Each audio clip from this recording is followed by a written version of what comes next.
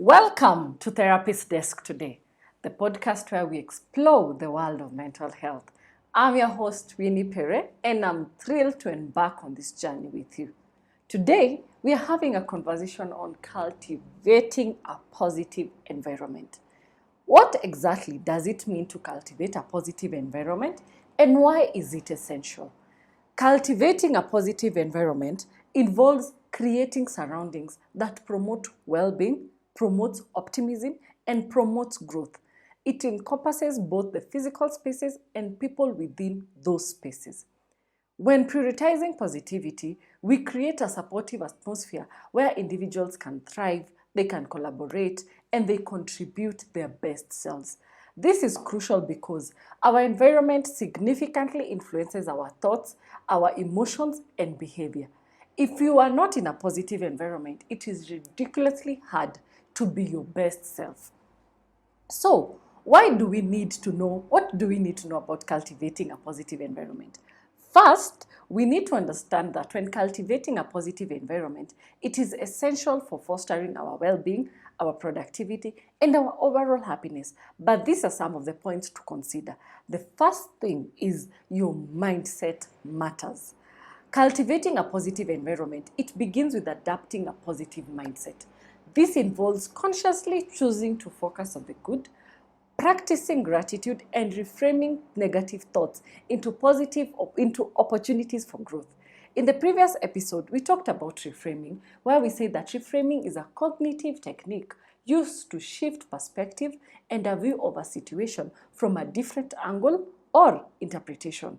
It involves looking at a problem, a situation, or an idea in a new light, which can lead to fresh insights, creating solutions, and improving our emotional well-being.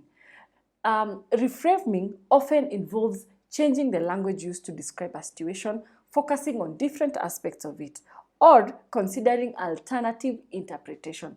Like, this is the way I look at it, but what other angle is there to this? By reframing, individuals can change their attitudes, emotions, and behaviors related to this particular issue, allowing them to approach it more effectively and positively. Another thing is that your surrounding impacts your mood. Our physical environment significantly influences our mood and our mental state. Creating a clutter-free, organized space can promote calmness and clarity. This is a very practical thing. When you incorporate elements of nature such as plants and natural light, it can enhance your mood and your day's productivity. Think about it like this. When your phone is cluttered or your office desk is cluttered, your bedroom is cluttered, it has no space, your day's productivity might be interfered with. The only thing is that you're just not paying attention of where your energy is going or where your productivity, what is happening to your productivity. Another thing about cultivating a positive environment is positive relationships. Surround yourself with supportive, uplifting people. This is key to maintaining a positive environment. Cultivate relationships with individuals who inspire you and encourage your growth. Individuals who you share the same values with. Another thing about cultivating a positive environment is knowing that communication is key. This is cliche, but the truth behind this particular statement is so much. Open, honest communication is essential for creating a positive atmosphere in any setting, whether it's at home, in the workplace, or within a community. Wherever you are, communication is key. Encourage dialogue, encourage active listening, and constructive feedback to foster understanding and collaboration. Another thing is promote growth and learning. A positive environment encourages continuous growth and learning. We are constantly students of life. The only difference is, what are you learning? Because we are always learning something. It's just that you're not paying attention to what particular thing are you learning. Another thing about cultivating a positive environment is practicing self-care. I am not sure how loud I'll shout this, but self-care goes beyond money paid. Personal quiet time is a form of self-care. Prioritizing self-care is fundamental to maintaining a positive environment. Nurture your physical, mental, and emotional well-being through activities that replenish your energy, such as exercise, meditation, hobbies, and spending time with loved ones. Remember, we said that you can train yourself to sit in silence. Most man-made problems come from the fact that they are not able to sit in silence by themselves. That is when you're silent, that is when you're able to hear. That is when your soul speaks. You can listen to the episode on silence for better understanding about this particular aspect of self-care. Another thing is lead by example. Whether you're a parent, a manager, a community leader, leading by example is crucial for cultivating a positive environment. Demonstrate kindness, demonstrate empathy, demonstrate resilience, demonstrate optimism in your actions and interactions with others. Leading by example is a principle that emphasizes the importance of setting a positive, influential precedent through our actions rather than just words. It suggests that effective leadership involves demonstrating the behaviors, the values, and the standards that one expects from others, serving as a role model to those around them. Understood? Another thing on cultivating a positive environment is adaptability and flexibility. This is an essential quality for maintaining a positive environment, especially in the face of challenges or in the face of change. Adaptability and flexibility is in the face of change refers to the ability to adjust, ability to evolve, and ability to thrive in response to new circumstances, challenges, and opportunities. These qualities are essential in today's dynamics, and especially because the world is so fast-paced, where change is constant, and in this world, change is unpredictable. The last thing about cultivating a positive environment is continuous improvement. Cultivating a positive environment is an ongoing process that requires commitment, it requires reflection, and it requires continuous improvement. Regularly assess your environment, solicit feedback, and adjust as needed to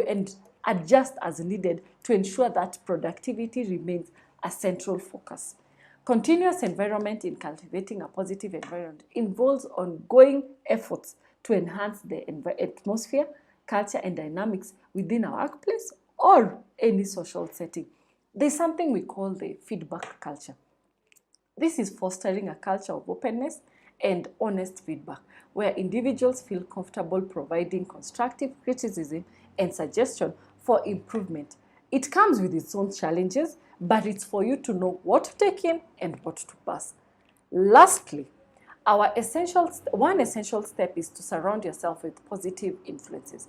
This includes choosing to spend time with people who uplift and inspire you, seeking out environments that foster growth and learning, and consuming content that nourishes your mind and soul. That is one key thing. In a world where content is everywhere, content is almost everything. Learn to consume content that nourishes you, your mind, and your soul. Remember, your mind and soul, like you have doors to your inside. Let whatever you're consuming be something that is nourishing. Learn to pay attention when whatever you're consuming starts draining you. You see, we're used to consuming so many things that we hardly know at what point did I start feeling this some type of way. At what point did I start feeling that I am not productive, my energy is not giving, It is because what are you consuming? What content are you consuming? Yes, you're on TikTok. Which corner are you in? Yes, you're on Instagram. Which corner are you in?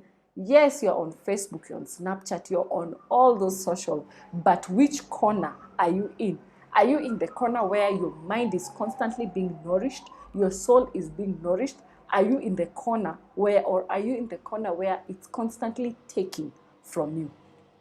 Additionally, practicing gratitude can profoundly impact our perception on our surrounding. By regularly acknowledging and practicing and appreciating the good in our lives. I really love the emphasis on gratitude. Gratitude is a game changer. The previous episode, I told you that it's one thing to tell someone thank you, but pay attention to what saying thank you does to you. It does something to the other person, but it does more to you because it's a game changer. Mindfulness practices such as meditation and deep breathing exercise can help individuals cultivate present moment awareness, and it can reduce stress. Engaging in acts of kindness, whether it's offering a helping hand to a friend, to a stranger, can also foster a sense of connection and positivity. Remember, the conversation here is on cultivating a positive environment. So these are the small things you can do to cultivate the environment. Environment can be the world at large, but the first environment is the environment that where you are included, where you are at that particular moment. That is your environment. That's why I'm talking about the mind. That's why I'm talking about your loved ones, because where you are is the exact definition of your environment at that point. Is your energy, is your environment at that particular point taking from you, or is it giving to you? Is your environment at that particular point adding, or is it subtracting? However, your own environment can be your own inside. Your mind is an environment by itself. What is in that mind? Is it something that it's giving energy, or your mind has decided to sit on you and is just taking and taking? And that is why you're not leaving your bed early in the morning, you're not making your bed, you're not ironing your clothes. That is why you want to stay in a dirty environment, because your environment inside your head, you go with your head everywhere. You carry your mind everywhere. There is no point to leave the house and leave your brain, even if people suspend their minds. However, your mind is an environment in itself. You need to cultivate a positive environment. You need to remember that creating a positive environment is an ongoing journey, not a destination. You can't say, I have created a positive environment and that's it. No, it's never just that it. It is an ongoing journey. It's about embracing the process of growth and continuously seeking opportunities to nurture positivity in your life. Small, consistent actions can lead to significant shifts in your environment and in your overall well-being. So, be patient with yourself, stay committed to your journey, and remember that you have the power to shape the world around you with your thoughts. Remember, we said your environment, your first environment is your mind. So remember that you have the power to shape the world around you with your thoughts, with your actions, and with your intentions. Slightly the paragraphs above, we said that a leader is kind, a leader is this, and a leader is that. With your own intentions, you're able to shape that particular environment. But the first environment that you need to take care of is the environment where you are. Where you are is where your mind is. So take care of that, and you have the power to shape the world around you. Okay? Thank you for listening to our podcast. We hope you've enjoyed it and learned something new. If you liked what you heard, consider subscribing to our podcast and leaving us a review on your favorite podcast platform.